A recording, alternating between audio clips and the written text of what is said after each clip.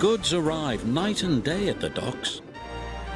Sometimes Henry and the other engines work so hard that their axles ache.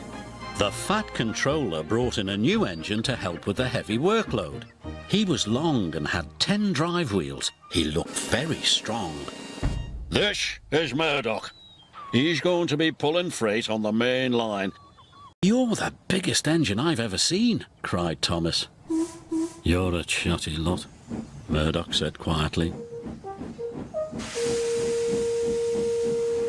Soon Murdoch was coupled to a long line of heavy trucks. His boiler strained, his wheels started to turn, and the mighty engine chuffed away.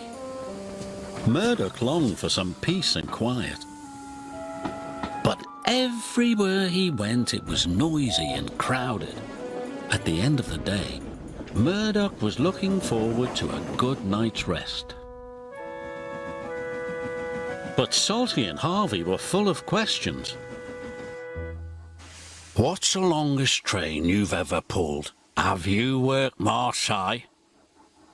Have you ever crashed?" "Please," Murdoch chuffed, "I want some peace and quiet, and I don't want to share a shed with chatterboxes."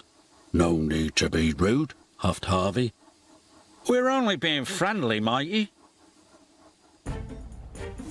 The next morning, Murdoch collected another long, heavy train.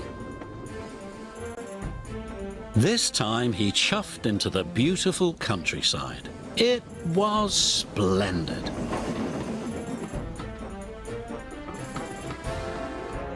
At last he had some peace and quiet.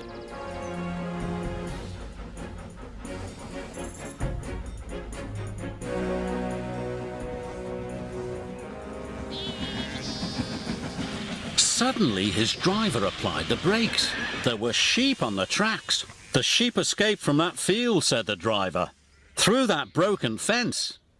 They tried to chase the sheep back. First this way, and then that way. They tried everything, but nothing worked. "We'll never move these sheep by ourselves," complained the fireman. "I'll go and phone for help," sighed the driver. Murdoch was very unhappy. The noisy sheep were spoiling his peace and quiet. The Fat Controller was enjoying afternoon tea when he got the call. "Sheep?" he exclaimed loudly. "I'll send Toby with the farmer immediately." The sheep were becoming noisier and noisier. "Please stop," groaned Murdoch. "I'd rather be back with the chatterbox engines." Just then, Toby chuffed into view. "Toby!" exclaimed Murdoch. "We're certainly glad to see you." Before long, the farmer and his dog went to work. And the sheep were soon safely back in their field. And Murdoch was on his way again.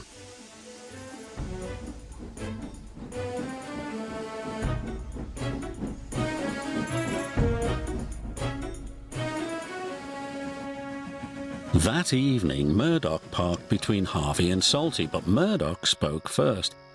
"I'm sorry that I was cross," he chuffed. "I'm very pleased to share a shed with you." "And we're pleased to have your company," said Harvey. "Aye, we are," added Salty. "It reminds me of a story." Murdoch smiled. The sound of bar, bar, bar would have kept him awake, but a Salty story would send him happily to sleep.